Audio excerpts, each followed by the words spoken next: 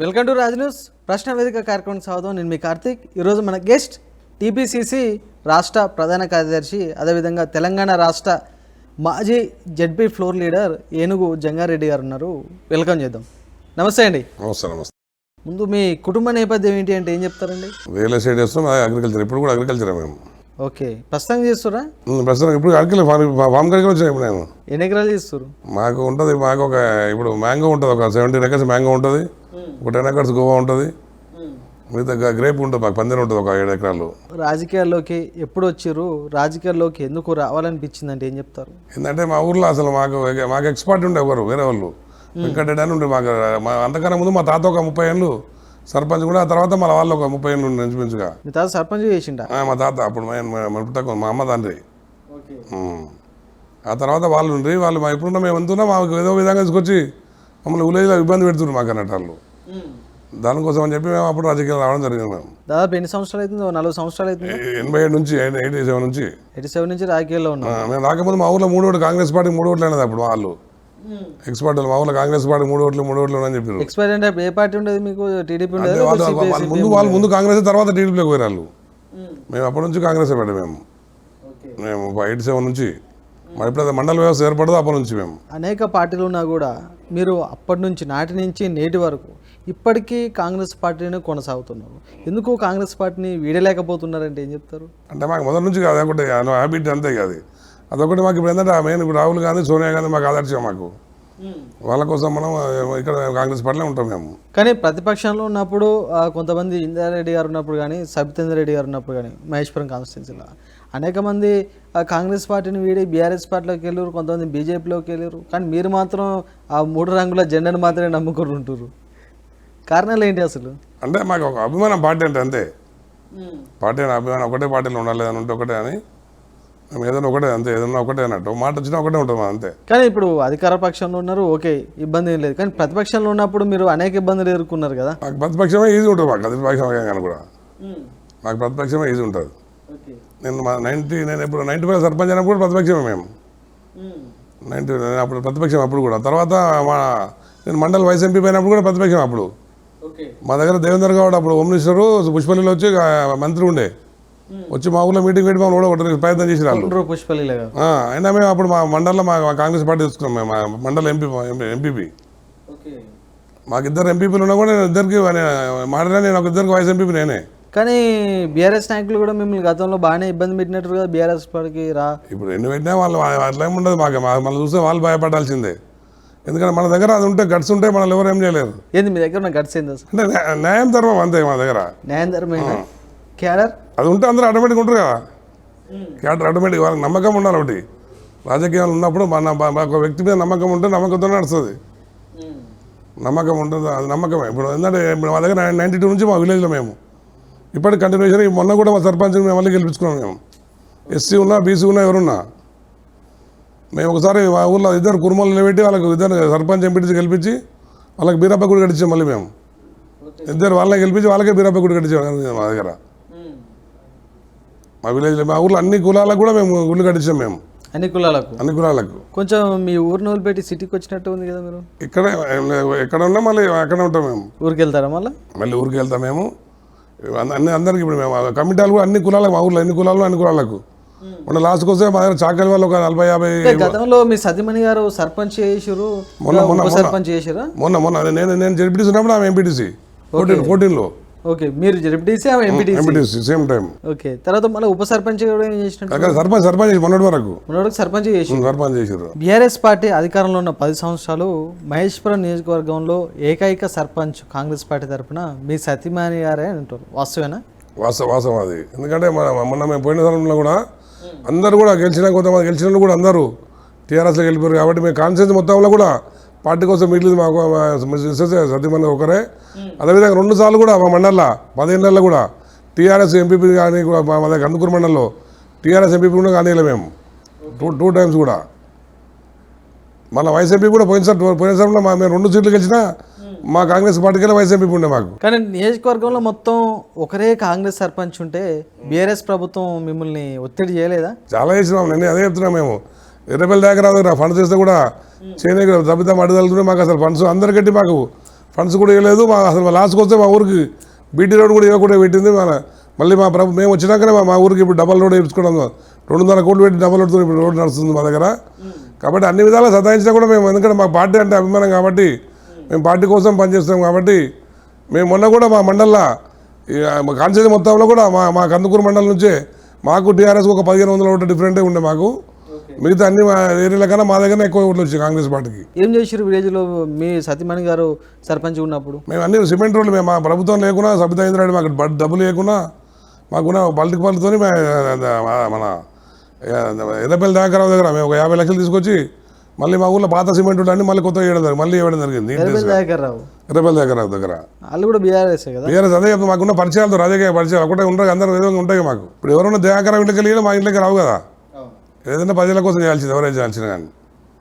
దయాకరావు ఇంట్లోకి వెళ్ళి మా ఇంట్లోకి రావు. ఇప్పటికీ మీకు ఎర్రపల్లి దయాకర్రావు గారికి మంచి సన్నిహిత సంబంధాలు ఉన్నాయి అన్నమాట. పెద్దగానే మా అల్లుడు ఉండకు, ఆయన మా అల్లుడితోనే తీసుకొచ్చిన ఫండ్స్ మేము. అది మా అల్లుడు క్లోజ్, మా అక్క కొడుకు ఆయన అల్లుడు క్లోజ్. ఆయన మీ సొంత నిధులు ఏమైనా ఖర్చు చేస్తారా? గ్రామం చాలా కోట్ల రూపాయలు ఖర్చు చేసాం, కొన్ని కాదు మేము. దేనికి ఖర్చు చేసారు? మేము మన జిల్లా పరిషత్ చైర్మన్ వెళ్ళేటప్పుడు మేము ఒక 10 ఎకరాలు ల్యాండ్ అమ్మినాం. అప్పుడు మేము ప్లాట్లు అమ్మడం జరిగింది. ఇవాళ దాని పడుతూ 50 కోట్లు ఉంటుంది ఇవాళ. అయితే మేము 2004లో అమ్మినటువంటి మా ల్యాండ్స్ అవన్నీ ఒక 50 కోట్లు ఉంటాయి. ఇప్పుడు ఓన్లీ జిల్లా పరిషత్ ఖర్చు చేసింది చైర్మన్ కోసం అప్పుడు. ఇప్పుడు కూడా మేము మళ్ళీ ఒక 50 ఎకరాలు సంపాదించుకొని మళ్ళీ అవన్నీ కూడా మళ్ళీ ప్రజలకే పెట్టింది. ఇప్పుడు కూడా ఖర్చు పెడుతున్నారా కంటిన్యూషన్గా? ఇప్పుడు అధికార పక్షంలో ఉన్నారు, పెద్ద ఖర్చు ఏముంటుంది? ఏముండదు. ఎందుకుంటుంది? అన్ని ఉంటాయి, చాలా ఉంటాయి ఖర్చులు. ఎందుకు ప్రతిపక్షాలు ఉన్నప్పుడు అనేక కార్యక్రమాలు ప్రజలకు వస్తాయి, చందాలు ఏమైనా చందాలు వస్తాయి, కట్అవుట్లు. ఇప్పుడు సీఎం గారు వస్తే మాకు నెలకు ఇప్పుడు 2 లక్షలు అయితే మాకు ఇప్పుడు ఏంటి ఫ్లెక్సీలు.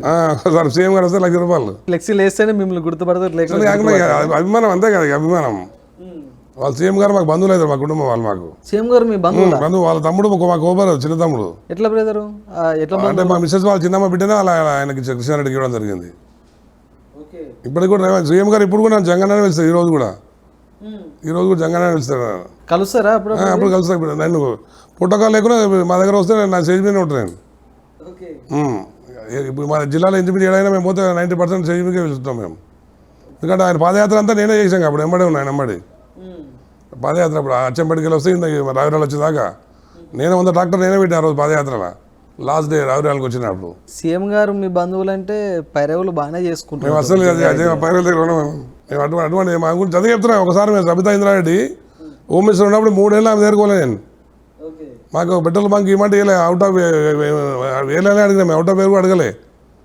మాకు ఇంటర్వ్యూలో 9 మార్కులు వేయచ్చు, వాళ్ళు 4 మార్కులు వేస్తే మేము సెకండ్ మేము. అయినా అప్పుడు మాకు కావాలని ఏంటంటే మమ్మల్ని దబాయించాలని సబితా ఇంద్రారెడ్డి ఒకటే, ఎవరిని పైకి ఎదగని దగ్గర ఉన్నది ఒకటే ఆమెది. ఎవరిని ఎదగనేది. నేను 2014 కూడా జిల్లా పరిషత్ చైర్మన్ ఉంటానని చెప్పలే నేను. అప్పుడు యాదవరెడ్డి ఉండే నాకు ఫస్ట్ టికెట్ ఇచ్చినట్టు చెప్పింది. జంగారెడ్డి యాదవరెడ్డి టికెట్ ఇచ్చేసారు అంటే నేను ఇబ్బంది పెట్టరమ్మా అని చెప్పి నేను. మేము ఒకసారి మాట ఇస్తే మాట ఉంటాం మేము ఏదన్నా కానీ. తర్వాత యాదరెడ్డి పారిపోతే అప్పుడు మమ్మల్ని పిలిచి ఆమెనే మళ్ళీ ఓడగొట్టింది ఆమెనే. మళ్ళీ నీళ్ళేని బాయిలు అప్పుడు తెలుసు కదా, నీళ్ళేని బాయిలు దుంగబెట్టి కాలు చేతులు కొట్టేసింది అన్నట్టు అప్పుడు ఆమె. ఇప్పుడు కాలు చేతులు కొట్టే పరిస్థితి వేసింది మాది అప్పుడు. రంగారెడ్డి జిల్లాలో అనేక మంది కాంగ్రెస్ పార్టీ సీనియర్ నాయకులు ఉన్నారు మీతో పాటు. అంతమందిని కాదని కేవలం ఏనుగు జంగారెడ్డికి మాత్రమే టీపీసీసీ ప్రధాన కార్యదర్శి పదవి ఇవ్వడానికి గల కారణాలు ఏంటంటే ఏం చెప్తారు? అంటే పార్టీ మమ్మల్ని గుర్తించిన, మేము పార్టీకి పనిచేస్తాం కదా లాయలిస్ట్గా. మేము పార్టీ ఇబ్బందులు ఉన్నప్పుడు నేను అప్పుడు జిల్లా పరిషత్ చైర్మన్ లేవట. మళ్ళీ మొన్న సెకండ్ టైం కూడా మళ్ళీ జడ్పీసీకి కాంటాక్ట్ చేసిన నేను. అప్పుడు కూడా మా వాళ్ళు నాకు అసలు ఇండిపెండెంట్ పెట్టింది కేఎల్ఆర్, నాకు ఇండిపెండెంట్ పెట్టింది నాకు. లేకుంటే నేను అప్పుడు కూడా 100% గెలుస్తున్నాను. సెకండ్ టైం కూడా మళ్ళీ నేను ఆయన కూడా. అది కాకుండా దేవేందర్ గౌడ్ కూడా వాళ్ళ కొడుకు కోసం మళ్ళీ నేను గెలిస్తే లోకల్లో స్టాండ్ అయిపోతాను ఆయననే పెట్టింది, నాకు ఇండిపెండెంట్ పెట్టింది ఆయన్ని. అసలు ఇక లోకల్ గట్టిగా అయిపోతుంది లోకల్ లీడర్ అని చెప్పి ఆయన కూడా నేను ఒక్క నిలబడి సింగిల్గా 10,000 ఓట్లు తెచ్చుకున్నాను నేను అప్పుడు. మా ప్రభుత్వం లేదప్పుడు, సబితా ఇంద్రారెడ్డి మా పార్టీ మారినప్పుడు మా వాళ్ళందరూ పార్టీలకి వెళ్ళిపోయారు. వాళ్ళు 15 కోట్లు ఖర్చు పెట్టినాను ఓడగొట్టడానికి. నేను కాదు 1,50,00,000 ఖర్చు పెట్టలేదు నేను 10,000 ఓట్లు వేసుకున్నాను. అట్లా మాకు పార్టీ కోసం అని చెప్పి పార్టీ కష్టకాలం ఉన్నప్పుడు మేము 10 ఏళ్ళు మేము పార్టీలో ఉన్నాం కాబట్టి కదా. మా మండలి కూడా మొన్న కూడా మా సెకండ్ ప్లేస్ మాది. మొన్న మా కాన్స్టిట్యూన్సీలో మా కందుకూరు మండలి సెకండ్ ప్లేస్ ఎప్పుడైనా. అంతకుముందు సబితా ఇంద్రారెడ్డి ఉన్నప్పుడు మేము అప్పుడు ఫస్ట్ ఉంటుంటే మేము. పార్టీ బలోపేతం కొరకు మీరు ఏ విధంగా కృషి చేస్తున్నారంటే ఏం చెప్తారు? అంటే పార్టీ ఇప్పుడు ఏదైతే ప్రోగ్రామ్స్ ఇస్తుందో అవన్నీ కూడా ప్రజలకు తీసుకుపోయి ఆ పార్టీ అన్ని ప్రోగ్రామ్స్ అన్నీ కూడా సక్సెస్ఫుల్ అయితే చేస్తాము. అదేవిధంగా మొన్న మున్సిపల్ ఎలక్షన్లో కూడా నాకు ఆత్మకూరు ఇవ్వడం జరిగింది మన మహబూబ్నగర్ జిల్లాలో. మున్సిపాలిటీలో కూడా నేను కష్టపడి ఆ మున్సిపాలిటీ తీసుకురావడం జరిగింది. మున్సిపాలిటీ మా కాంగ్రెస్ పార్టీని గెలిపించాం అక్కడ మేము. మీరు ఇన్ఛార్జ్ అనేది కోఆర్డినేటర్ ఉన్నట్టు కదా? నాది ఇన్ఛార్జ్ అదే పార్టీకి వెళ్ళి ఇన్ఛార్జ్ అప్పుడు నేను దానికి మున్సిపాలిటీకి ఉండి ఆత్మకూలో గెలిపించిన నేను. తెలంగాణ రాష్ట్ర ప్రజలందరికీ వాస్తవానికి కాంగ్రెస్ పార్టీలో ఏం జరుగుతుందో ప్రజలకు అర్థం కావట్లేదు, కార్యకర్తలకు అర్థం కావట్లేదు. ఏ జిల్లాలో చూసినా కూడా వర్గ విభేదాలు, అంతర్గత కుమ్ములాటలు. మీరు ఇన్ఛార్జిగా పనిచేస్తున్న ఆ జిల్లాలో, ఆ పార్లమెంటు నియోజకవర్గాల్లో ఏదైనా ఇలాంటి సమస్యలు తలెత్తున్నాయి అంటే ఏం చెప్తారు? అంటే మా దగ్గర పెద్ద ఏం లేవు. అది జనరల్గా ఏమైనా నేషనల్ పార్టీ ఏదైనా ఎట్లా ఉంటుంది, నేషనల్ పార్టీ అంటేనే దానికి కూడా ఒక లిమిట్ ఉంటుంది కదా. అవునవును, అంటే మా కాంగ్రెస్ పార్టీలో కొంచెం స్వేచ్ఛ ఎక్కువ ఉంటుంది కదా. ఎంత స్వేచ్ఛ ఉంటే మాత్రం మనం గుడ్డలు తీసుకొని తిరగలేము కదా. అదే కానీ ఎందుకంటే ఇప్పుడు ఇంకోటి ఏమైపోతుందంటే ఇప్పుడు సెంట్రల్ పార్టీ లేదు కదా. ఇప్పుడు సెంట్రల్ పార్టీ ఉంటే ఆ కంట్రోలింగ్ అలాగే ఉంటుంది. ఇప్పుడు సెంట్రల్ పార్టీ లేదు కాబట్టి, స్టేట్లో ఉంది కాబట్టి కొంచెం ఇబ్బందికర పరిస్థితులు ఉంటాయి. కానీ అవన్నీ ఏముండగా ఇప్పుడు మన మున్సిపాలిటీ కూడా మేమే గెలిచినాం, అన్ని కూడా రాబోయే మన సర్పంచ్లో కూడా మేమే గెలిచినాం 80% దాకా. కానీ కార్యకర్తల పార్టీలో, పార్టీ నాయకులు క్రమశిక్షణ లోపం లేనిది, క్రమశిక్షణ లోపం ఉన్నప్పుడు, ఒక సమన్వయ లోపం ఉన్నప్పుడు మీరు ఎందుకు గెలిస్తే ఏం లాభం? ప్రజలకు నమ్మకం ఉండదు కదా. ఎందుకంటే నమ్మకం ప్రజలకు ఏమైనా చెప్పినా అవన్నీ చేస్తున్నాం మేము. ఇప్పుడు టీఆర్ఎస్ స్కీమ్లు అన్నీ కూడా ఇస్తున్నాం మేము. ఒక్కొక్క స్కీమ్లు బంద్ చేయలేము మేము. ఇలా 8 లక్షల కోట్ల అప్పు ఉన్నా, 8 లక్షల కోట్ల అప్పు ఉన్నా కూడా మేము టీఆర్ఎస్ ఇచ్చిన స్కీమ్లు ఇచ్చుకుంటూ మళ్ళీ మా స్కీమ్లు ఇస్తున్నాం మేము. దాంతోనే కొంచెం ఎందుకంటే ఇంత ఆర్థిక ఇబ్బందుల్లో కూడా మేము ఇచ్చినటువంటి ఎప్పుడైనా కాంగ్రెస్ పార్టీ ఒక మాట ఇస్తే మాట నిలబెట్టుకునేటువంటి పార్టీ ఏంటంటే కాంగ్రెస్ పార్టీ. ఎందుకంటే ఆ రోజు సోనియా గాంధీ ఉన్నందుకే ఇవాళ మాకు తెలంగాణ వచ్చింది. ఇవాళ వేరే వాళ్ళు ఎవరు ఉంటే తెలంగాణ వచ్చేది కాదు. ఇలా తెలంగాణ ఇస్తే కూడా తర్వాత మన ఇప్పుడు ఇదే బీజేపీ వాళ్ళు వచ్చిన తర్వాత మనం ఉన్నటువంటి 7 గ్రామాలు తీసుకుపోయి అందులో కలిపేసారు వాళ్ళు. అటువంటి పరిస్థితి తెలంగాణ ఇచ్చినా కూడా మనకు వాళ్ళ పోలవరం కోసం మన తెలంగాణ 7 గ్రామాలు తీసుకుపోయి వాళ్ళకి అప్పుడు జరిగింది నరేంద్ర మోడీ గారు వచ్చిన తర్వాత. రైట్. అదేవిధంగా ప్రస్తుతం టీపీసీసీ కమిటీలో ఉన్న నాయకులు, వైస్ ప్రెసిడెంట్లు కావచ్చు, కార్యదర్శులు కావచ్చు, ప్రధాన కార్యదర్శులు కావచ్చు, కేవలం పార్టీలో పదవులను ఎంజాయ్ చేస్తూ, ప్రోటోకాల్ను ఎంజాయ్ చేస్తురే తప్ప పార్టీలో కష్టపడే నాయకులను పట్టించుకోవట్లేరు. సమన్వయ లోపం ఎక్కడుందో వాటిని సరిచేయలేకపోతున్నారు. అందులో విఫలమైపోతుందో టీపీసీసీ కమిటీ అని కొన్ని విమర్శలు వస్తున్నాయి మీ పార్టీ నాయకుల నుండి. వాస్తవం కాదంటారా? ఏంటంటే మా పార్టీలో కొంచెం ఎక్కువ ఉంటారు, అందరికి ఒకసారి పదవులు రావుగా. ఇప్పుడు నాకు కూడా యాక్చువల్గా ఫస్ట్ టైం రావాలి. నాకు మన ముఖ్యమంత్రి ఫస్ట్ అడిగి నేను నాకు అన్యాయం జరిగిందన్న అంటే అందరికి ఒకసారి రావుగా. సెకండ్ టైం ఇప్పుడు సెకండ్ టైం ఇస్తామని అందరూ. ముఖ్యమంత్రి గారి సపోర్ట్ తోటి మీకు పదవి వచ్చింది అంతేనా? కాదు అట్లనే కాదు, నాకు ముఖ్యమంత్రి సపోర్ట్ కాదు, నాకు నేసినటువంటి కృషి గుర్తుతోటే ఇచ్చింది నాకు. నాకు అసలు యాక్చువల్గా చైర్మన్ రావాలి, ఫస్ట్ చైర్మన్ పదవి రావాలి నాకు. అసలు ఏ చైర్మన్? కార్పొరేషన్ చైర్మన్ రావాలి నాకు. అదే రాలేదని అడిగితే అందరికి ఒకసారి రావు కదా, నెక్స్ట్ టైం వస్తాయని చెప్పి అది ముఖ్యమంత్రి చెప్పడం జరిగింది. కాబట్టి అట్లా ఆ విధంగా ఇప్పుడు కార్పొరేషన్ చైర్మన్ల పదవులు దాదాపు 2 సంవత్సరాలు అయిపోయింది. ఈ 2000లో మీకు ఏమైనా వచ్చే అవకాశం? 99% రావాలి మాకు. మాకు నమ్మకం ఉంది మాకు. కార్పొరేషన్ పదవికి అయితే గట్టి ప్రయత్నం చేస్తున్నారు. అది కాకుండా కూడా డీసీసీబీ బ్యాంక్ చైర్మన్ కోసం ట్రై చేస్తున్నాం ఇప్పుడు. 2 ఒకటి ఏది రాష్ట్ర డీసీసీబీ లేకపోతే జిల్లా డీసీసీబీ జిల్లా డీసీసీబీ చైర్మన్ కోసం ట్రై చేస్తున్నాం. అది కూడా ట్రై చేస్తున్నాం. 2 ఒకటి కంపల్సరీ వస్తుంది మాకు. వచ్చే అవకాశం ఉందా? 100% రావాలి మాకు. ఎందుకంటే మాకు ఎందుకు అన్ని విధాలా సీనియారిటీ ఉంది మాకు. అన్ని విధాలు ఉన్న పార్టీలో అన్ని విధాలు ఉన్నాం కాబట్టి మాకు 100% రావాలి. మాకు 100% మాకు వస్తేనే న్యాయం జరుగుతుంది. ఎందుకంటే ఎందుకు డీసీసీ ఎందుకు పెడుతుంటే మాది ముందు నుంచి కూడా. ఒకవేళ మీకు నామినేటెడ్ పోస్ట్ ఇచ్చారు అనుకుందాం, కార్పొరేషన్ చైర్మన్ లేకపోతే డీసీసీబీ చైర్మన్ ఇచ్చారు అనుకో, మీ పార్టీ పరంగా ఉన్న పోస్టును త్యాగం చేస్తారా? వేరే చేయమంటే ఇచ్చేసి అట్లేం లేదు మాకు. ఎప్పుడైనా ఒకటే ఉండాలంటుంది మాకు. పార్టీ వద్దంటే ఇచ్చేసి అది కూడా అట్లేం లేదు. 2 మాకు ఉండాలని ఉండదు ఎప్పుడు కూడా. నామినేటెడ్ పోస్ట్ వస్తే పార్టీ పదవి పోస్ట్ వేరే వాళ్ళకి వేయడానికి రెడీగా ఉన్నాం. రెడీ పార్టీ వద్దంటే ఇచ్చేస్తూ ఉంటాం మాకు ఏదైనా. అందుకే అందరికి అవకాశాలు రావాలి, అందరికి కావాలి అవకాశాలు. ఒకరికి ఉంటే కాదు, అందరికి అవకాశం అందరూ అనుభవించాలి కదా. అట్లా ఇప్పుడు ఒక లీడర్ లాగా అనిపిస్తుంది జై. ఎందుకు అంటే కొంతమంది 2-3 పదవులు పెట్టుకొని ప్రశాంతంగా ఎంజాయ్ చేస్తున్నారు ఉన్నవాళ్ళే. కానీ మీరు ఒక పదవి ఉంటే ఇంకో పదవి వేరే వాళ్ళకి ఇస్తారు. ఇప్పుడు ఒక లీడర్ లాగా అనిపిస్తారు. చాలుగా మనిషికి ఒకటి ఆశ ఎందుకు ఉంటుంది. ఇప్పుడు మా డీసీసీ ఉన్నట్టే ఉంది. మా డీసీసీ 4 పదవులు ఉన్నాయి మొన్నటిదాకా. ఆయన డీసీసీ ఆయనే, చైర్మన్ ఆయనే, మన బీసీసీ మెంబర్ ఆయనే, మన జనరల్ సెక్రటరీ కూడా కొండలే మొన్నటిదాకా ఆయనకు. మాకు అట్లా లేదు. ఒకటే ఇప్పుడు ఉన్నా కానీ ఒకటే పార్టీ మేము. ఎందుకు అసలు యాక్చువల్గా నేను ఇప్పటివరకు నేను ఎప్పుడైనా ఎలక్టెడ్ కానీ నేను ఎప్పుడు కూడా ఒక్కసారి మహేష్ మార్కెట్ కమిటీ నేను ఒక్కసారి తీసుకున్నాను. నేను నామినేటెడ్ మళ్ళీ ఇప్పుడు తీసుకున్న పార్టీలు అంతే పోస్ట్. ఇప్పుడు నేను చేసిన పదవులని ఎలక్టెడ్ ఎప్పుడైనా అప్పుడు 92 నుంచి కూడా నేను 92లో సింగిల్ గెలిచి సింగిల్ వైస్ చైర్మన్ 92లో 95లో సర్పంచ్ నేను పెళ్ళి కాకముందు సర్పంచ్ నేను 2001లో మళ్ళీ ఎంపీటీసీ గెలిచి నేను మండల వైస్ ఎంపీపీ నేను. ఆ తర్వాత 2009లో నేను మా Ibrahimpatnam market committee vice chairman చేసిన. ఆ తర్వాత 14లో నేను మళ్ళీ గెలిచి జిల్లా పరిషత్ చైర్మన్ కంటెస్ట్ చేయడం జరిగింది. మళ్ళీ ఆ తర్వాత అయిపోయినాక మళ్ళీ జడ్పీటీసీకే మళ్ళీ కంటెస్ట్ చేయడం జరిగింది. పార్టీ ఇబ్బందులు కాబట్టి అని చెప్పి అప్పుడు మళ్ళీ కూడా గెలిచి అసలు 100% గెలుస్తుండేవి. ఎందుకంటే అందరూ కలిసి మమ్మల్ని ఓడగొట్టేది, మా పార్టీ వాళ్ళు బయట పార్టీ అందరూ కలిసి. ఇక లోకల్లో వస్తే లోకల్లో గట్టిగా ఎత్తారనే ఉద్దేశంతో అన్ని దుష్టశక్తులను కలిసి లేకుండా ఓడిపోయి ముచ్చట ఉండదు మేము. మీ తుక్కుగూడ సాక్షిగా ఇచ్చినటువంటి 6 గ్యారంటీలను కాంగ్రెస్ ప్రభుత్వం అమలు చేయలేకపోతుందని మీ ప్రతిపక్ష పార్టీ నాయకులు బలంగా విమర్శలు చేస్తున్నారు. దీన్ని ఏ విధంగా చూస్తారు? వాళ్ళు ఏదైనా ప్రతిపక్షం ఏంటంటే ప్రతిపక్షం వాళ్ళ పని అలా ఉంటుంది. వాళ్ళు అప్పుడు ఇస్తాను ఇచ్చిన డబల్ బెడ్రూమ్ ఇచ్చి వాళ్ళు ఇస్తాను చెప్పి అప్పుడు 3 ఎకరాల భూమి ఇస్తాను ఇచ్చి వాళ్ళు 3000 నిరుద్యోగ వృత్తి ఇస్తాను ఇచ్చి వాళ్ళు వాట తప్పినందుకే వాళ్ళ కాంగ్రెస్ పార్టీ అధికారంలోకి వచ్చింది. వాళ్ళు సరిగేస్తే కాంగ్రెస్ పార్టీ వచ్చేదే కాదు కదా. వాళ్ళ మాట నిలబెట్టుకోలేదు. అప్పులు చేసుకుంటూ ఒకవైపు ఇవాళ చేసుకుంటూ వచ్చి వాళ్ళు 8 లక్షల కోట్లు అప్పు చేసుకుంటాం. మేము అప్పులు లేకుండా ఇవాళ మేము ఉన్న అప్పులు కట్టుకుంటా మేము అప్లై చేసుకుంటూ మళ్ళీ టీఆర్ ఇచ్చిన స్కీములు ఇచ్చుకుంటూ మళ్ళీ మా కాంగ్రెస్ స్కీములు కూడా అన్నీ చేసుకుంటూ వస్తాం. ఒకటి 2 మేజర్ మిగిలినవి అవి కూడా ఇస్తాం 100% మళ్ళీ గెలిచేది మా కాంగ్రెస్ పార్టీ 100%, 100%. వాస్తవానికి వచ్చేసారి కాంగ్రెస్ పార్టీ మళ్ళీ అధికారంలోకి వస్తుందంటారా? 100% వస్తుంది. చూడండి మీరు 100% వస్తుంది. 100% వస్తుంది అధికారంలోకి.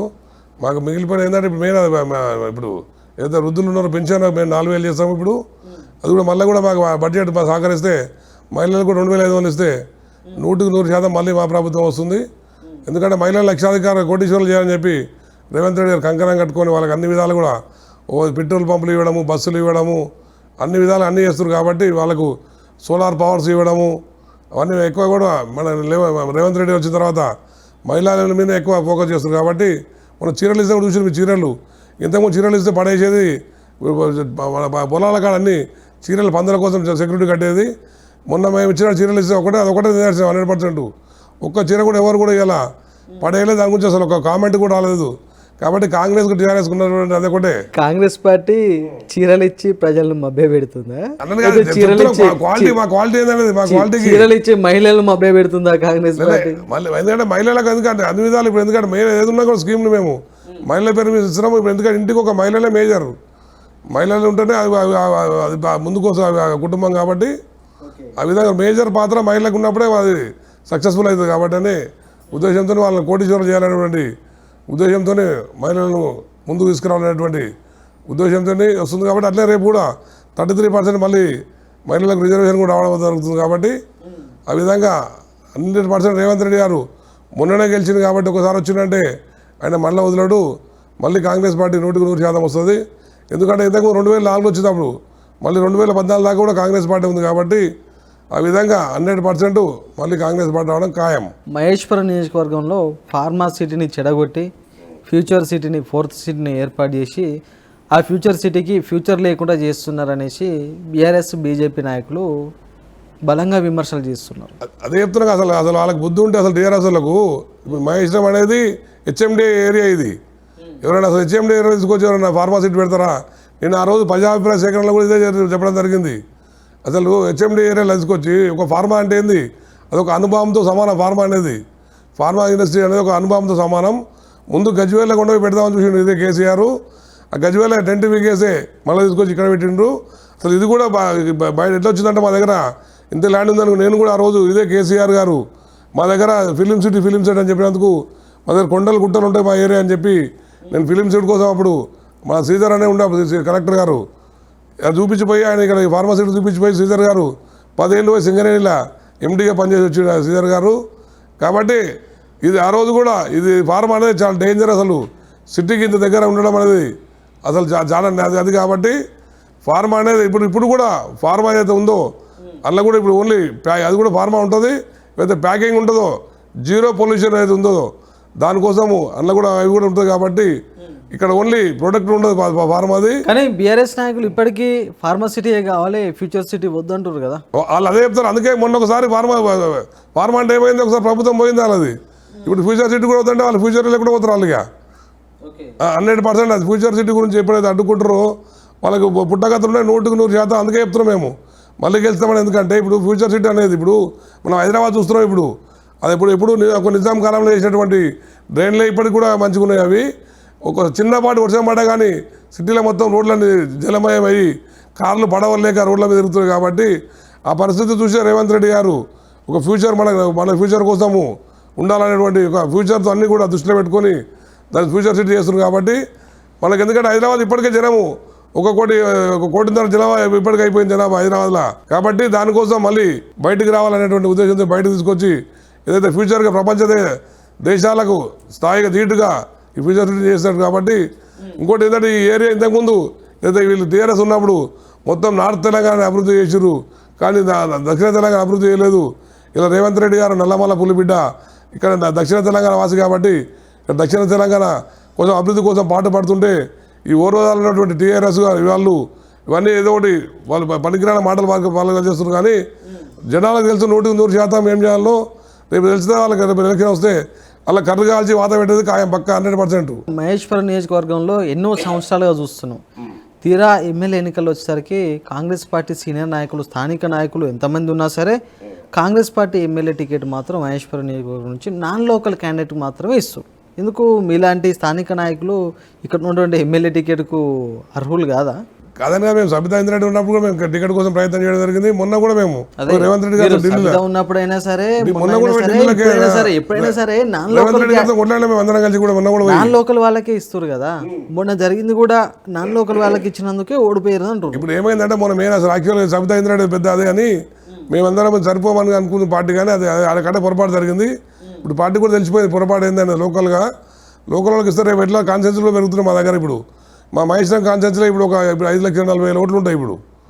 ఇప్పుడు రేపు పొద్దున కాబట్టి మా కాన్సెన్స్లో 3 మళ్ళీ కొత్త కాన్సెన్స్ కావడానికి అవకాశం ఉంది. కాబట్టి అప్పుడు ఎందుకంటే మొన్న సబితా ఇంద్రెడ్డి కూడా నాన్ లోకల్ కాబట్టి కేఎల్ఆర్ గారు నాన్ లోకల్ పెట్టడం జరిగింది. ఇక్కడ అందులో ఏనుగు జంగారెడ్డి గారు ఓ ఎమ్మెల్యే స్థానానికి ఆశిస్తున్నట్టేనా? 100%, 100% పార్టీ ఆశీర్వాదం ఉంటే మేము 100 గెలవడం ఖాయం. 100% గెలుస్తాం. మేము లోకల్గా ఉంటాం మేము కాబట్టి, మేము ఎప్పుడు ప్రజలలో ఉంటాం కాబట్టి ప్రజల కష్ట సుఖాలు తెలిసినాక మాకు ఎందుకు గ్రౌండ్ లెవెల్కి వచ్చినాం కాబట్టి మేము గ్రౌండ్ నుంచి మాకు అన్ని ప్రజల కష్ట సుఖాలు అన్నీ తెలుసు కాబట్టి మాకు ప్రజల నాడేందో మాకు తెలిసిపోతుంది. మాకు అప్పుడే రంగారెడ్డి జిల్లాకు ఇప్పటి వరకు ఒక మంత్రి లేడు. అదేవిధంగా మీ మహేశ్వరం కాన్స్టిట్యున్సీకి కాంగ్రెస్ పార్టీ ఎమ్మెల్యే లేడు. కానీ బీఆర్ఎస్ పార్టీ తరఫున సబితా రెడ్డి గారు నియోజకవర్గాన్ని అన్ని విధాలుగా అభివృద్ధి చేస్తున్నా అంటుంది. వాస్తవం మీకు చూస్తున్నారు. ఇప్పుడు ఆమె అసలు ఎమ్మెల్యేనే లేదు. ఆమె ఫండ్స్ ఎన్నికలు వేస్తుంది, ఎన్నికలు అభివృద్ధి చేస్తుంది. ఇప్పుడు ఇప్పుడు ఫ్యూచర్ సిటీ వచ్చిన తర్వాత అన్ని అభివృద్ధి విధాలు రేవంత్ రెడ్డి గారు ముఖ్యమంత్రి అయిన తర్వాత అన్ని విధాల కాన్సెన్స్ ఇచ్చుకుంటూ అన్నీ చేస్తుండూ. ఇప్పుడు ఆమె మేము ఫ్యూచర్ సిటీ చేస్తుంటే మొన్న మా మహేశ్వర మండలిలో వాళ్ళ సర్పంచ్లు ఎవరు ఉన్నారో వాళ్ళతో తీర్మానాలు ఇవ్వకుండా అభివృద్ధిని అడ్డుకుంటున్నాను. అభివృద్ధిని నిరోగురాలు ఆమె. కాబట్టి ఇంకా అభివృద్ధి ఎక్కడ చేస్తుంది ఆమె? మేము అభివృద్ధి చేస్తుంటే అనుకోండి నిరోగురాలు ఆమె కానీ కేటీఆర్ గారు కానీ. కాబట్టి 100% ఆమె అభివృద్ధి అనేది లేదు శూన్యం. ఇప్పుడు ఆమె వచ్చిన తర్వాత ఇవాళ మొన్న మా మహేశ్వరం మా లోకల్ మా కాంగ్రెస్ పార్టీ ఎమ్మెల్యే ఉంటే ఇలా ఇంకా అభివృద్ధిలో ఇంకా చాలా ముందుకు దూసుకెళ్ళిపోతుండే. కాబట్టి ఇంద్రారెడ్డి గారు గెలిచినందుకే మా పార్టీ కొంచెం ఇంకా మా దగ్గర ఎంతో కాస్త ఇంకా పడిపోయింది మా కాన్సెన్స్. ఇంకా ఎందుకంటే మేమైతే వేద్దామనుకుంటే అన్నిటికీ అడ్డు తగులుతుంది. కాబట్టి ఆమె అభివృద్ధి చేయడం అనేది కల్లాది. రేపు 100% 100% ఆమె ఓడిపోయి కూడా ఖాయం. రేపు తుక్కుగూడ మున్సిపాలిటీ ఉన్న తుక్కుగూడ ఇప్పుడు ప్రస్తుతం జిహెచ్ఎంసీలో కలపడం జరిగింది. దీన్ని ఏ విధంగా చూస్తారు? అంటే ఇప్పుడు అభివృద్ధి కోసం, ఎందుకంటే ఇప్పుడు అభివృద్ధి కోసం ఇప్పుడు జిహెచ్ఎంసీలో కలపడం జరిగింది. కాబట్టి రాబోయే రోజుల్లో మరింత అభివృద్ధి జరగడానికి అవకాశం ఉంటుంది జిహెచ్ఎంసీతో. మున్సిపాలిటీగా ఉంటే బెటరా మీకు జిహెచ్ఎంసీలో కలపడం బెటరా? ఇప్పుడు జనాభా పెరుగుతుంది, అన్ని పెరిగినాయి. మౌలిక వసతులు పెరగాలంటే మున్సిపాలిటీ మనకు కేంద్రం నుంచి నిధులు వస్తాయి. కాబట్టి దానికోసమే మున్సిపల్గా చేయడం జరిగింది ఇక్కడ.